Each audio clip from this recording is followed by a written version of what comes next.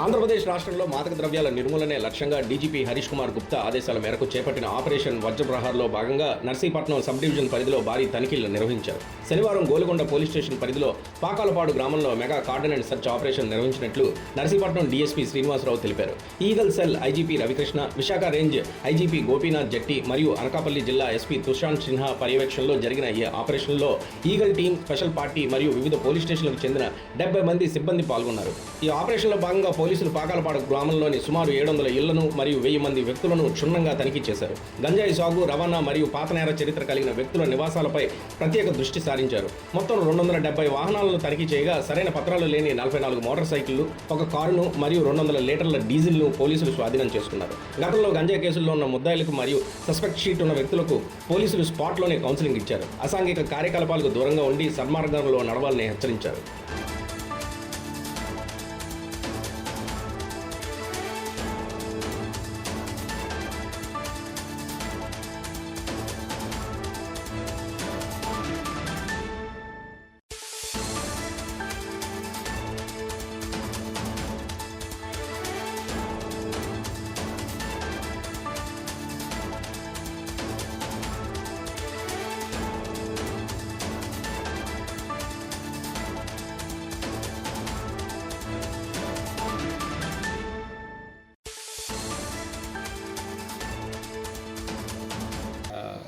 మన రాష్ట్ర DGP Shri Harish Kumar Gupta IPS వారి ఉత్తర్వుల మేరకు, అట్లాగే మన రేంజ్ ఐజీ గారు శ్రీ గోపీనాథ్ జట్టి ఐపీఎస్ గారు, మన అనకాపల్లి జిల్లా ఎస్పీ గారు తుషాంత్ సిన్హా ఐపీఎస్ గారి ఉత్తర్వుల మేరకు ఈరోజు గొలుగొండ మండలం పాకెలపాడు గ్రామంలో నర్సీపట్నం రూరల్ ఇన్స్పెక్టర్ గారు రేవతమ్మ గారు, టౌన్ ఇన్స్పెక్టర్ గఫూర్ గారు, plus sub inspectors Golugonda Ramarao, Makavarapalem Damodar Naidu, Tarakeswararao Nathavaram, అలాగే Narsipatnam town inspectors Ramesh and Umamaheswararao సిబ్బంది అంతా కలిసి ఈరోజు ఎర్లీ అవర్స్ నుంచి ఈ పాకులపాడు గ్రామంలో గాంజా కోసం అని చెప్పేసి కార్డన్ అండ్ సెర్చ్ ఆపరేషన్స్ నిర్వహించడం జరిగింది. అందులో భాగంగా ఈరోజు పత్రాలు లేని ఒక 44 టూ వీలర్స్ని సీజ్ చేయడం జరిగింది. అట్లాగే ఒక పాండిచ్చేరి రిజిస్ట్రేషన్ తాలూకా ఒక కారును కూడా సీజ్ చేయడం జరిగింది.